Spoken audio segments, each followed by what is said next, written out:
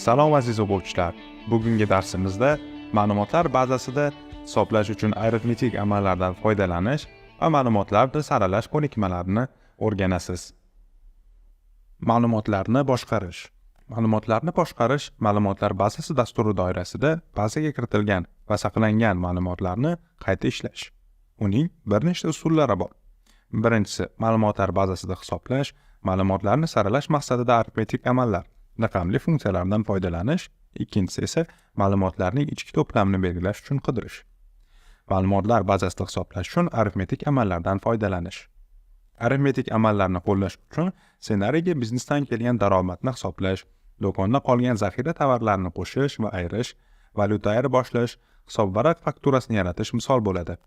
Arifmetik amalni bajarish uchun avvalo ma'lumotlar bazasida hisoblash maydoni yaratiladi. Hisoblash maydoni ma'lumotlar bazasi maydonining maxsus turidir. Boshqa maydonlarning ma'lumoti o'zgarganda, undagi yozuvlar ham mos ravishda o'zgaradi. Hisoblash maydonida saqlangan ma'lumotlar bazasi maydonida saqlanmaydi.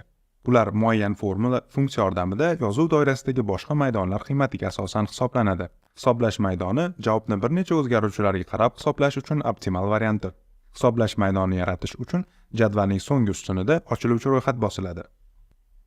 Keyin Click to Add tugmasini bosib, ro'yxatdan Calculated Field buyrug'i tanlanadi. Yangi ochilgan ro'yxatdan kerakli ma'lumot turi belgilanadi. O'qituvchingiz taqdim etgan Asset 18.02 ACCDB nomli ma'lumotlar bazasi faylini oching. Uning Customer, ya'ni mijozlar jadvali uchun Currency ma'lumot turini tanlang.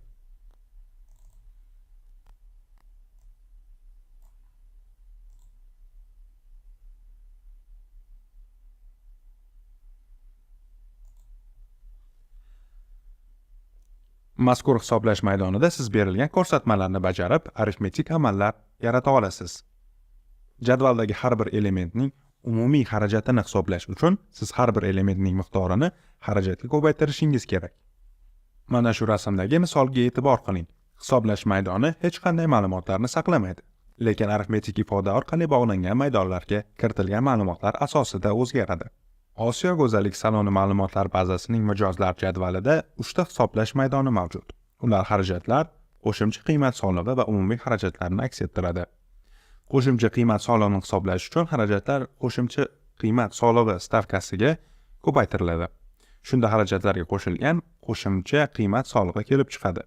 Xarajatlarni qo'shimcha qiymat solig'i qiymatiga qo'shish orqali umumiy xarajatlar qiymati hisoblanadi. Buning uchun jadvalning o'ng chetidagi datasheet sozlamalariga o'tiladi. Menyudan Calculated Field bandi tanlanadi. Keyin Expression Builder buyrug'ini ko'rsatmalarga amal qilinadi. Mijozlar jadvalidan Expression Element bo'limini tanlang va kerakli maydonda kursorni 2 marta bosing. So'ng operator sozlamasiga kiring.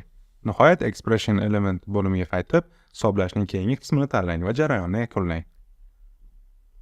Savol: ma'lumotlar bazasida radio tugmalari va ochiluvchi menyularning ahamiyatini muhokama qiling. Fikrlaringizni misollar bilan izohlang. Ma'lumotlar bazasidagi hisoblash maydoni va elektron jadval katagida bajarilgan hisoblash amaliyotlarining farqini tushuntiring. Amaliy topshiriq. Miqdor va xarajat maydoni ma'lumotlarini o'zgartiring va umumiy xarajat maydonida yuz bergan o'zgarishlarni tahlil qiling. Hisoblash maydoni yaratishni skrinshotlar yordamida tushuntirib bering. Ularning funksiyasini izohlang.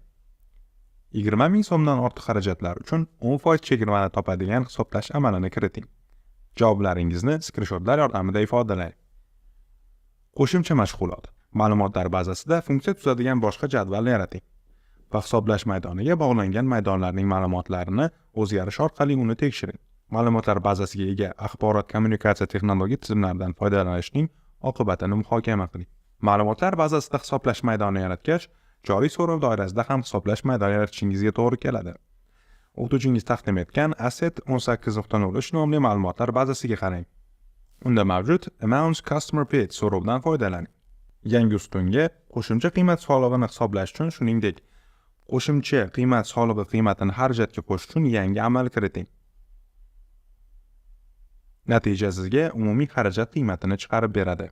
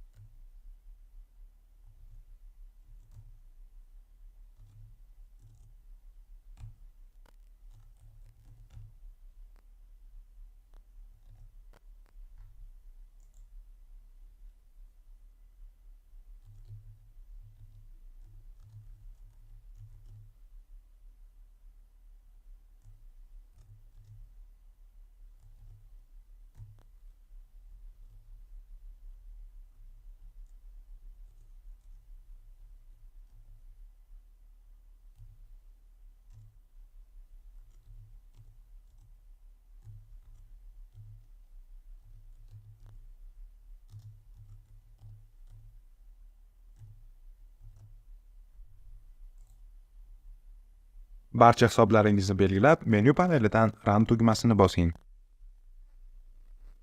Natija sizga umumiy xarajat qiymatini chiqarib beradi. Shunda hisoblash amallarining natijalarini ko'rsatuvchi oyna ochiladi. Hisoblash maydonida arifmetik formulalardan foydalanish. Qolgan ikki arifmetik formuladan ba'zi maydonlarni hisoblashda foydalanish uchun query obyektiga aloqador maydon qo'shiladi. Osiyo go'zallik salonlari ma'lumot bazasiga, ya'ni Asset 1802 fayliga qarang va quyidagi ko'rsatmalarni bajaring. Maydon qo'shing va unga chegirma yorlig'ini o'rnating.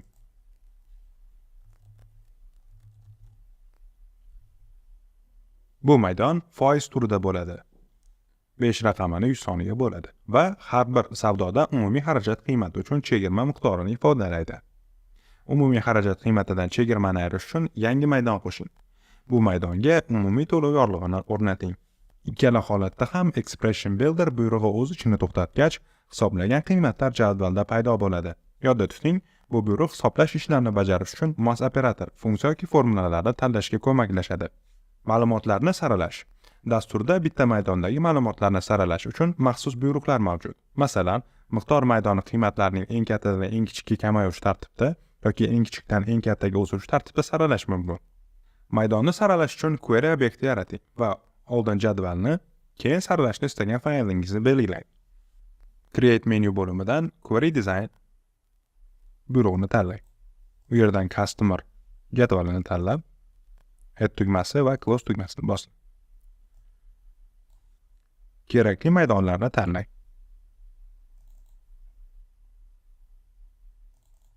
Sort qatoriga kirib, ochiluvchi menyuda kerakli sozlamalarni tanlang.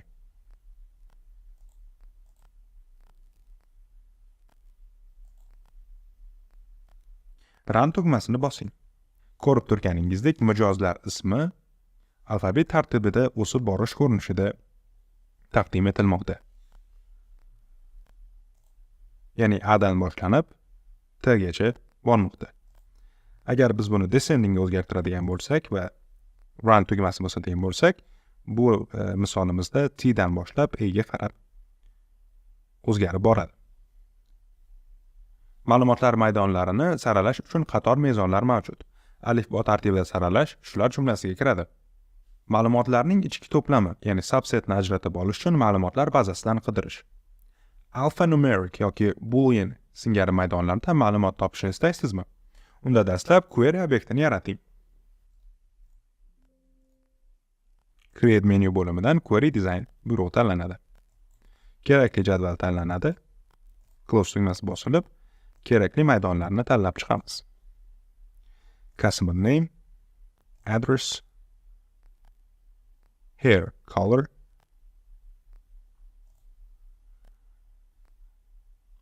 appointment date va amount paid. Tanlab olganimizdan keyin kriteriya va uning quyi qismida joylashgan or nomli qatorni to'ldiramiz. Bizga sochi sariq yoki jigarrang bo'lgan mijozlar kerak. Buning uchun qo'sh tirnoq ichida blond, ya'ni sariq sochlilar uchun yoki bo'lmasam brown, ya'ni jigarrang sochlilar uchun mana shu jumlalarni kiritamiz. Va amount paid, ya'ni to'langan miqdorni 20 va 30 orasida ko'rsatamiz. Ya'ni between 20 and 30 emas, 40 qila qolaylik. Va run tugmasini bosib natijani ko'ramiz. Ya'ni biz brown va blond sochli mijozlar va 20 pounddan 40 poundgacha to'lagan mijozlarni ro'yxatini chiqarmoqchi edik. Mana query'miz biz xohlagandek ishladi. Ikkinchi qo'shimcha mashg'ulot: ma'lumotlar bazasiga berish uchun savol turlarini o'ylab toping va ularga mos query yarating. Turli operatorlardan foydalanib izlash. Like, and, not, or, dan katta, dan kichik, teng, dan katta yoki teng, dan kichik yoki teng, katta yoki kichik boshqa operatorlardan ham foydalanishingiz mumkin.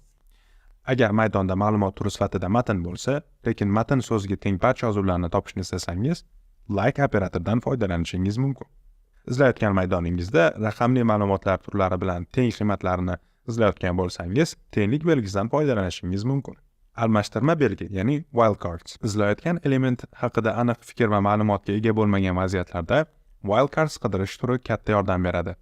Agar biror mijoz 2 bilan boshlanuvchi summa to'laganini bilsangiz, lekin miqdor 12,000, 20,000 yoki boshqa ekanini eslay olmasangiz, wildcards qidirish turini faollashtirish ayni muddao. Almashtirma belgi, wildcards, yozuvning ishonchingiz komil bo'lmagan qismi o'rnida qo'llash uchun maxsus belgi. Masalan, o'tgan safar yaratgan query'mizga qarasak, amount paid dagi mezon, ya'ni kriteriyaga like yulduzcha 2 ifodasini yozish bilan biz to'langan miqdorda 2, ya'ni 2 raqami bor barcha amount paid yozuvlarini topishimiz mumkin. Bunday qidirishning natijasi ikkinchi raqam 2 bo'lgan to'lov summalarini chiqarib berdi. Natija 2 bilan tugaydigan har qanday son bo'ladi. Yulduzcha belgisi o'rnida istalgan raqam bo'lishi mumkin. Yulduzcha belgisini 2 raqamidan keyin qo'ysak, natija biroz o'zgarib, 2 raqami bilan boshlangan to'lov summalari ekranda paydo bo'ladi.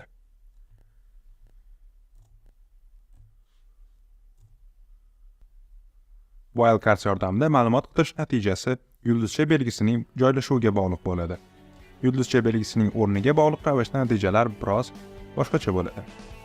Aziz o'quvchilar, bu darsda o'rgangan bilim ko'nikmalaringizni mustahkamlab borishni unutmang. Keyingi darsimizda hisobot tayyorlash va hisobot elementlarini tahrirlash kabi tushunchalarni o'rganamiz. E'tiboringiz uchun rahmat.